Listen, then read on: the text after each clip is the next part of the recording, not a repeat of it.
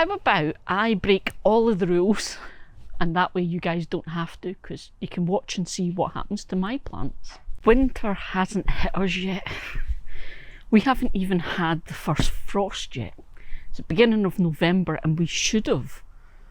But this year, the weather just hasn't been playing ball. It's actually way warmer than it should be. And even my dahlias are still looking awesome. They haven't been frosted, so I haven't had to lift the tubers yet. But as much as I'd like to pretend that winter isn't coming, because it really doesn't feel like it, I have to be realistic.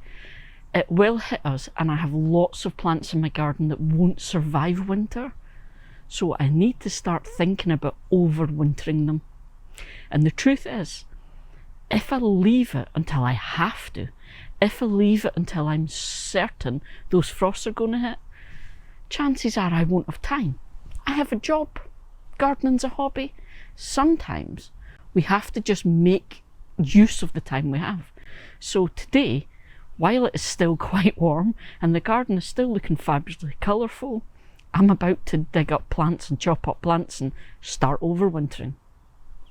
Here goes. Some plants, like my dahlias, I don't overwinter because of the cold, because in most of the UK, these guys will actually survive out in the garden if you give them a good mulch. I overwinter these guys because it is too wet in my garden and they would just rot in the soil. Argyranthemum, or you might know them as Marguerite daisies. These guys, although technically a perennial, they just can't survive our winters at the temperatures we get. Now, this is one of the things that you need to know about. Things like dahlias, those go dormant over winter. So if you can get them to survive through the winter, with dahlias it's as simple as storing the tubers. Then they'll be fine and they'll come back again next year. These guys will actually get killed off by the cold. So generally, if you want to overwinter these, you have to do it by protecting the plants and usually putting them somewhere heated or bringing them indoors. But I'm just going to treat it as a challenge this year, and I'm going to have a go overwintering them. Now, I've also got some other plants. Another one I'm going to try and overwinter. Osteospermum.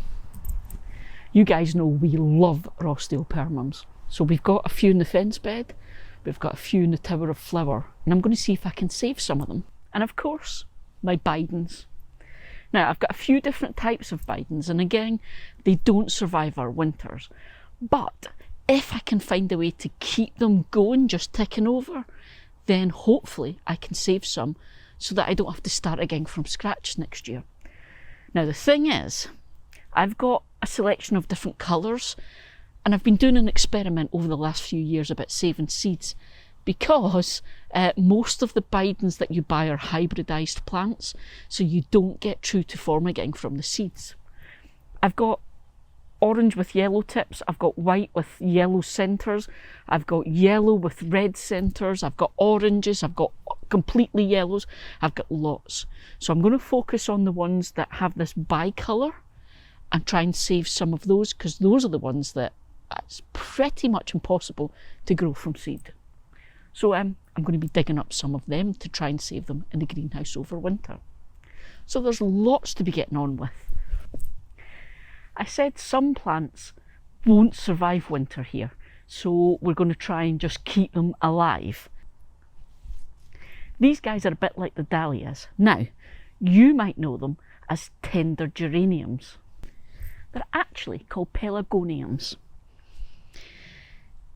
Again, if the weather was playing ball, we'd be getting frosts and it would kill these guys off.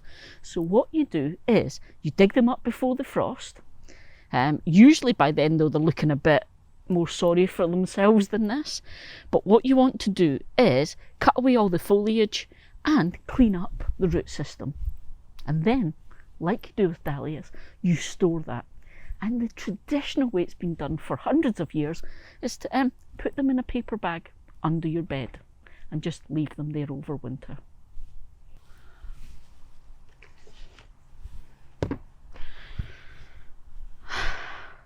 Okay, I'm set up to go. I've got some potting mix I've made up. I've got all my ingredients if I need to make up more. It's not an if, I will need to make up more. I've got some pots. Now I have to start. This is a scary bit. So I said the weather's not playing ball this year. I'm actually going to break all of the rules because it's November and it's really far too late to be kind of thinking about this. I should have done it ages ago, but I just didn't have time. And Kate's a bit worried. So Kate has made me promise not to kill things because they're still looking really good. So I'm going to start with the Argyranthemum that's on the table because it's the pinks and the whites and I really like it. So that is Argyranthemum lollies marshmallow, in case you want to buy some. Now we all have our own ways of doing things.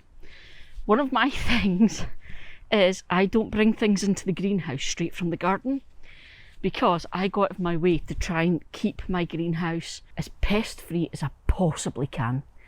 You can't keep it completely pest free, it's not possible, but I do my best. Now, I guarantee you pick up a pot from the garden, there's going to be slugs and things in it. So I'm going to take this and do it all out here, hence the fresh potting mix, and I'll take it in as clean as I can. I've just told them that you don't want me to kill things. Do my best. Oh, root bound.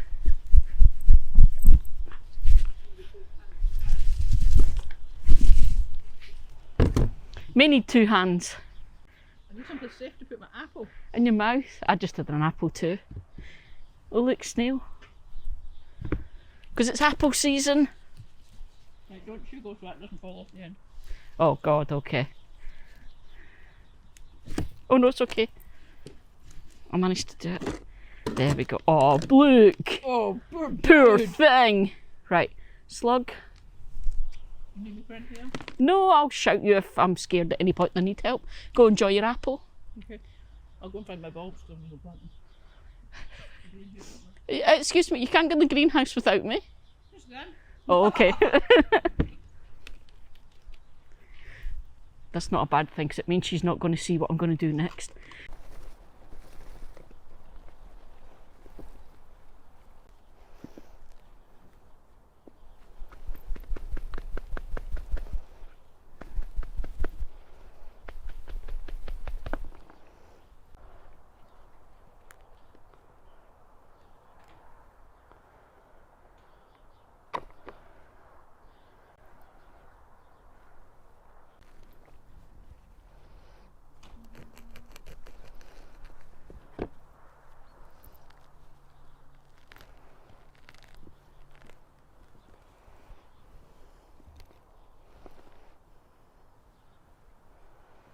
So again, let me just emphasise, this is a total cowboy bodge job.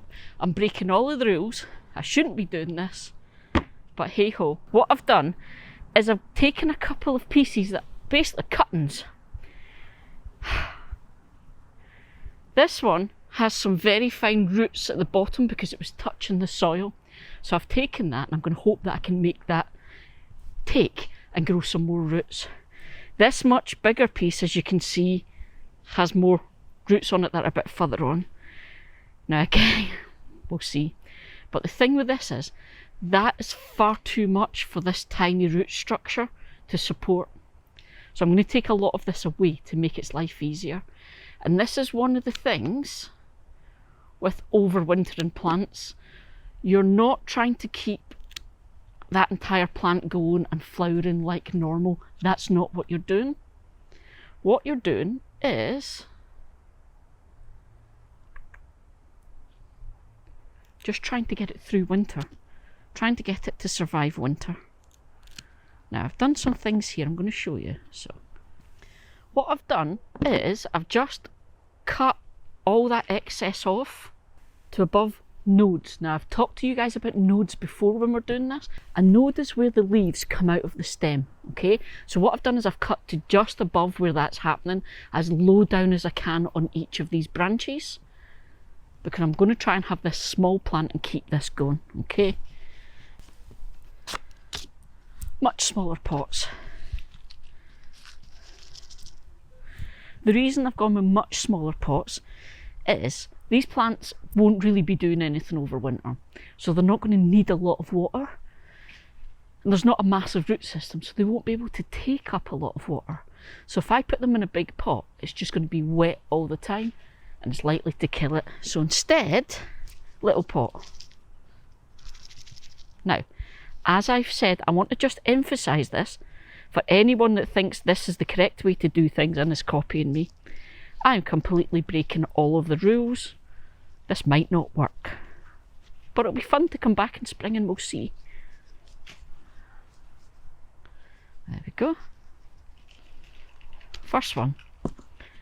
So I said about this one.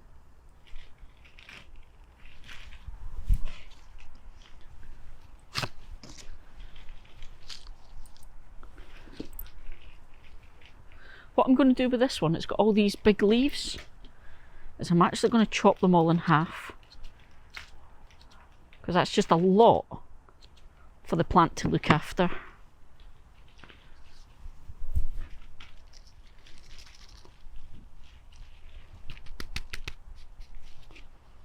There we go. Okay, next plant then, let's go. Bidens.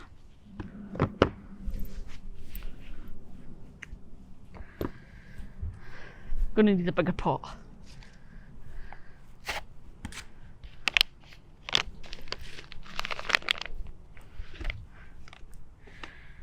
Bigger plant, but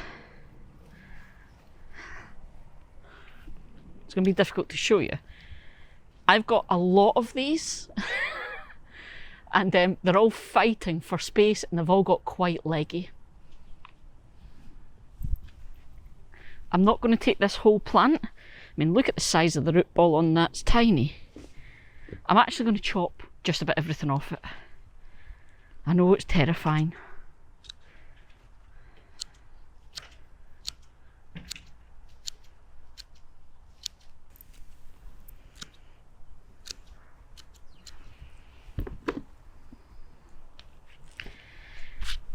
It's a lot to have taken off the plant, it's quite scary, but again, I'm going to try and get this to survive the winter, so at the minute my focus isn't on keeping it all pretty and having it flowering. I do not want this thing flowering. If it's going to flower over winter, it's just not going to cope. So I'm gradually taking it down so I can see what I'm working with. But again, I've taught you guys about nodes so many times, that's what I'm focusing on. I'm cutting down to just above where there's leaves.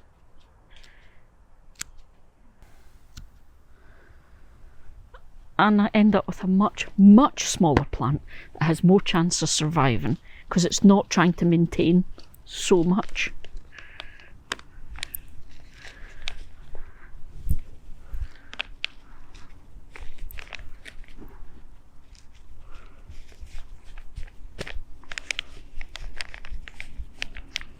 That's my Biden. Okay, get rid of this mess.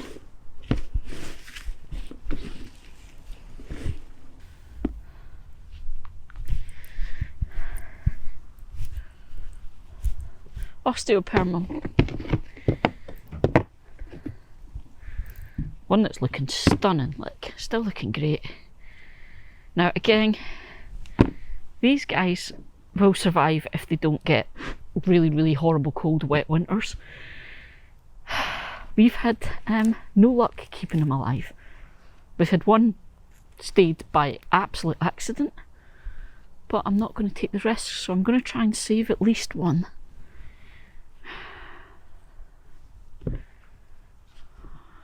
Doing it again, guys. So I'm going to be quite severe with this one because he's quite a mature plant.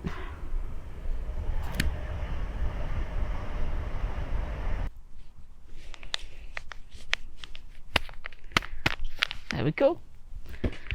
So that's plants where I've treated them all exactly the same. These are plants that I can't divide because it's a single plant I've got and they're not the type that divide. But what I can do is cut them right back so that they don't have to try so hard to keep themselves alive in a less than perfect situation.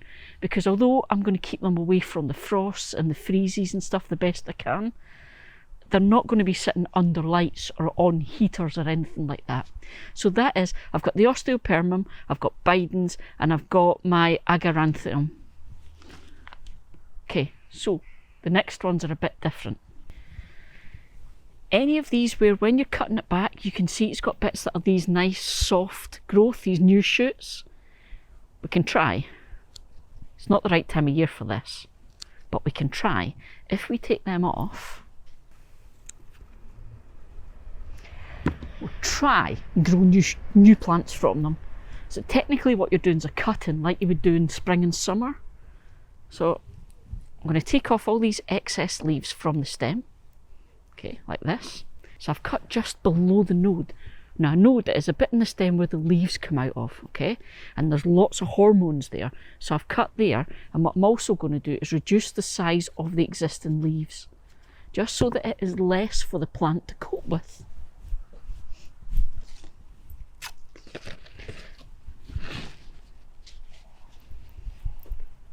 Because this little guy has no roots. He's no way to keep himself watered and fed. So I'm reducing all that surface of the leaves, because he'll lose moisture from there. The bigger it is, the more moisture he'll lose. And he's tiny, so we're going to help him as much as we can. So same again. And I've cut just under that node, and I'm just going to reduce the size of these leaves that are left by about half. I'm just putting them in right at the side on this pot. Okay. I waited till you weren't looking. Shove some bulbs in there. Pelargonium, or tender geraniums. I just had to wait till Kate wasn't watching to dig these up, because these are her babies.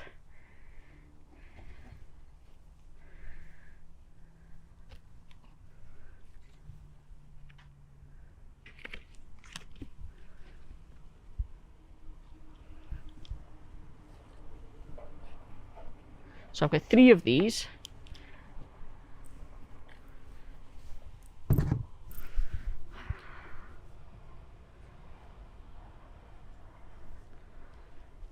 Try to make sure I match the labels up.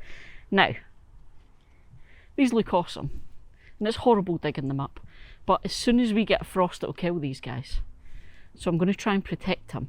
Now these are the ones that I said the traditional method, the old way of doing this, was to cut all this foliage off, put them in a brown paper bag, and put them under your bed over winter. I'm not going to quite do it that way. What I'm going to do is I'm going to pot them up and keep them in the greenhouse for just now, so that I don't risk losing them if we get a frost that I'm not expecting. And when the time comes, I will cut the foliage back, and I will store them exactly like I do my dahlias. I'll dry them out a bit and I'll store them in some vermiculite. But until then, I'm just going to put them in the greenhouse to protect them. So I'm just going to pot them up, that's all.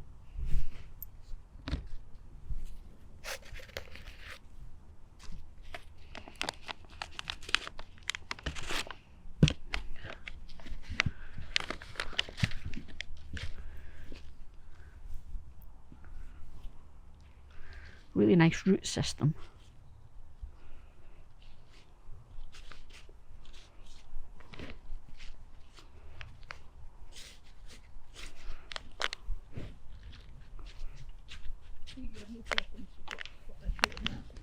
No, go for it. Yeah, I put some in last year, but it wasn't enough, to be honest. I was being a bit careful about spacings, and I should have filled it.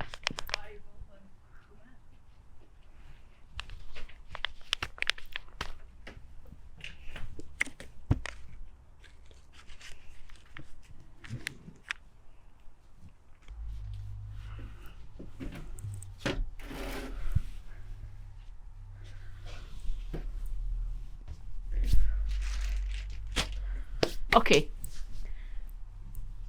the 3 little pots here that I've done as cuttings, I so don't think they're going to survive, but hey, this is half the fun.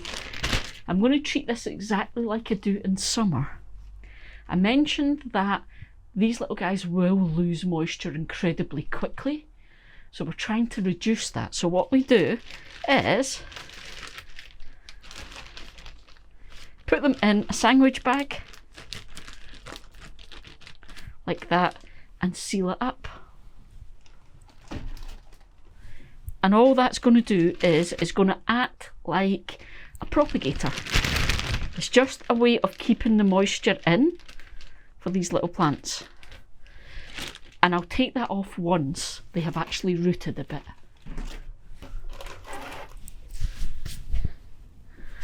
It's a bit much for me to set up my propagators for just these, so this is an easy way of doing it.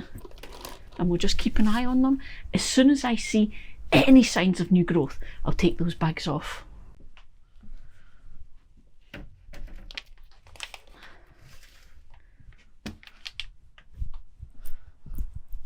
So I'm not going to water any of these.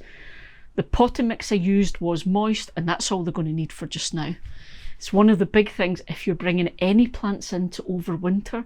Be very careful with the amount of watering, because they need a lot less than you think. Because even if they don't look like they've gone dormant, once there's not as much light and heat as they like, they will stop growing, so they won't need all of that water. But yeah, so today we've just broken all of the rules, just for some fun, to desperately try and keep some plants alive over winter. I've broke the rules, so you don't have to. We'll see in spring if any of them have worked. Now, dahlias are a bit different. I'm not going to be able to do dahlias today because I need to wait maybe a couple of weeks now for that frost to really go to town on them and tell the plants to go dormant. And then we'll do the dahlias for this year. If you desperately want to know how to store your dahlias over winter now, maybe your frosts have already come, that's the video where I did it last time. See you folks!